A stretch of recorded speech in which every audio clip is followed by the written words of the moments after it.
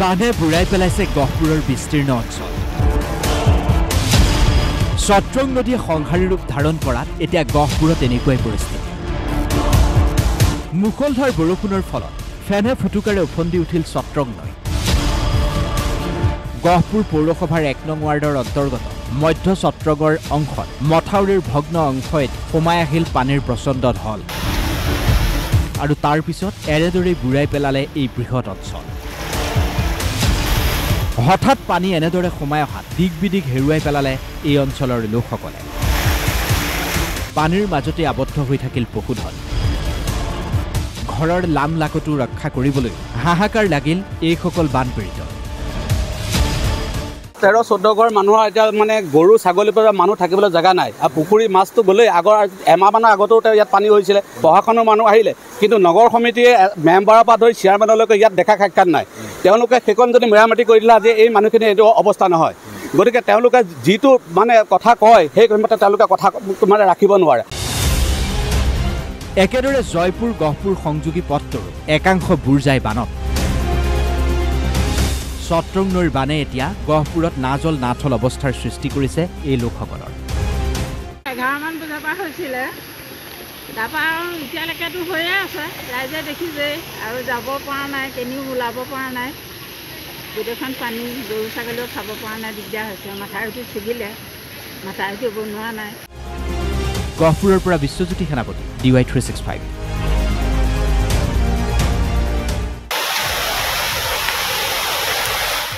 বানে বুঢ়াই পেলাইছে গহপুৰৰ বিস্তীৰ্ণ অঞ্চল।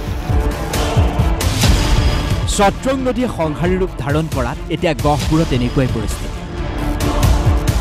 মুকলধাৰ বৰষুণৰ ফলত ফেনে ফটুকাৰে উফন্দি উঠিল সত্ৰং নৈ। গহপুৰ পৌৰসভাৰ ১ নং ৱাৰ্ডৰ অন্তৰ্গত মধ্য সত্ৰগড় অংশত মথাউৰিৰ ভগ্ন অংশত সোমাই আহিল পানীৰ প্ৰচণ্ড ঢল আৰু তাৰ পিছত এনেদৰেই বুঢ়াই পেলালে এই বৃহৎ অঞ্চল। হঠাৎ পানী এনেদৰে সোমাই অহাত দিগ বিদিগ হেৰুৱাই পেলালে এই অঞ্চলৰ লোকসকলে। পানীৰ মাজতে আবদ্ধ হৈ থাকিল পশুধন। ঘৰৰ লাম লাকটো ৰক্ষা কৰিবলৈ হাহাকাৰ লাগিল এইসকল বানপীড়িত।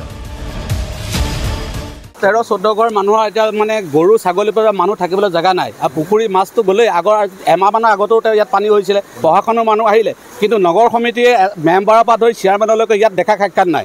তেওঁলোকে সেইখন যদি মেৰামতি কৰি দিলে আজি এই মানুহখিনি এইটো অৱস্থা নহয়। গতিকে তেওঁলোকে যিটো মানে কথা কয় সেই মতে তেওঁলোকে কথা মানে ৰাখিব নোৱাৰে। একেদৰে জয়পুৰ গহপুৰ সংযোগী পথটোৰো একাংশ বুৰ যায় বানত। সত্ৰং নৈৰ বানে এতিয়া গহপুৰত নাজল নাথল অৱস্থাৰ সৃষ্টি কৰিছে এই লোকসকলৰ। 11 মান বজাৰ পৰা হৈছিলে, তাৰপৰা আৰু এতিয়ালৈকেতো হৈয়ে আছে। ৰাইজে দেখিছে আৰু যাব পৰা নাই, কেনিও ওলাব পৰা নাই। গোটেইখন পানী, গৰু ছাগলীও খাব পৰা নাই, দিগদাৰ হৈছে। মাথাউৰিটো ছিগিলে, মাথাউৰিটো বনোৱা নাই।